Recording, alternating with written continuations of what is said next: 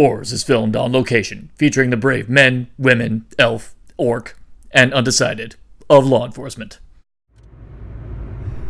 I've been an Oar off and on for long as I can remember. And I have seen some shit. Trust me. The movies lie to you. Some things haunt you. Like me, walking in on a Neo Death Eater. Right when he turns a nomad inside out, skull fucking him. Keeps screaming, "Make pure bloods great again."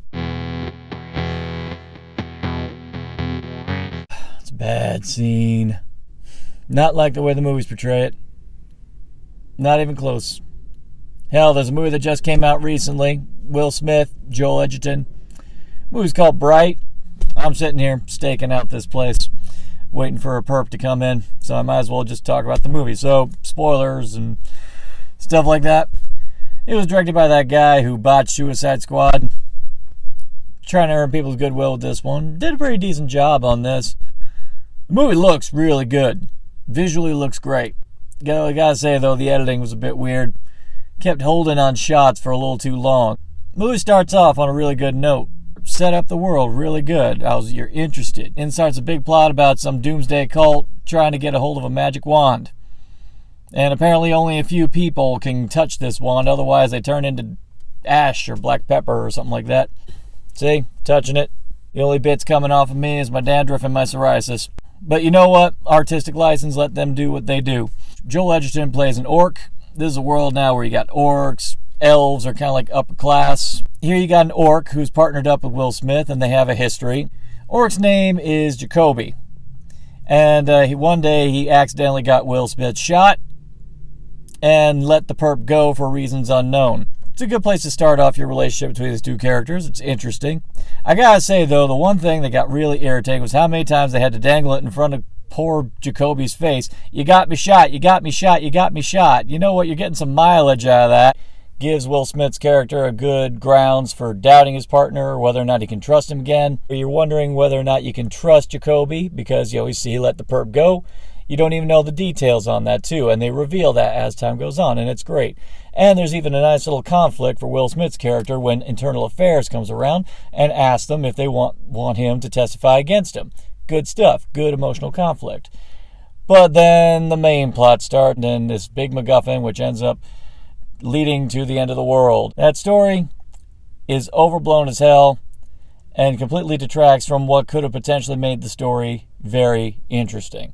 I was more interested in how all these wild things like the orcs and the elves and all that stuff blended together in a nice down-to-earth and to watch Training Day style cop thriller, buddy cop thriller. That was what was more interesting. But instead they had to focus more on being a big, burly action thriller, which just didn't feel right. It's written by Max Landis. You might know him. Son of John. Wrote that movie about superheroes. Chronicle. Yeah.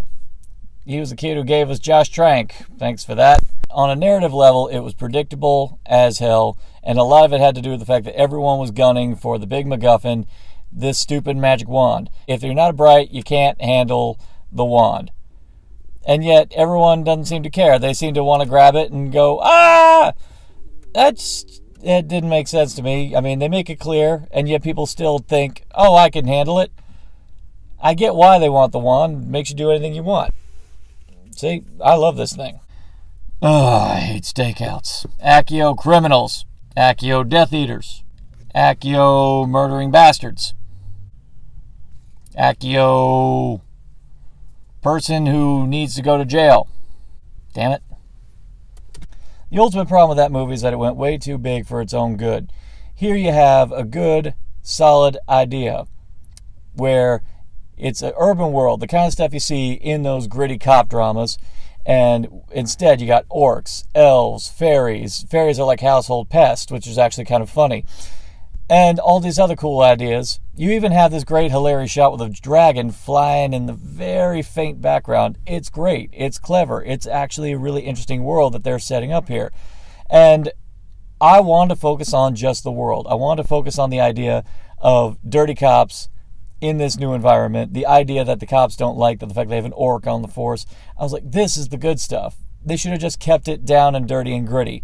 But instead they want to focus on a conventional plot involving a villain with an end-of-the-world scenario, and it's not interesting at all. Because on one side, you got the character interplay between Jacoby and Will Smith's character, which is a lot of fun, slightly antagonistic. It does tend to get a bit irritating about how antagonistic they are towards each other, particularly towards the latter part of the film.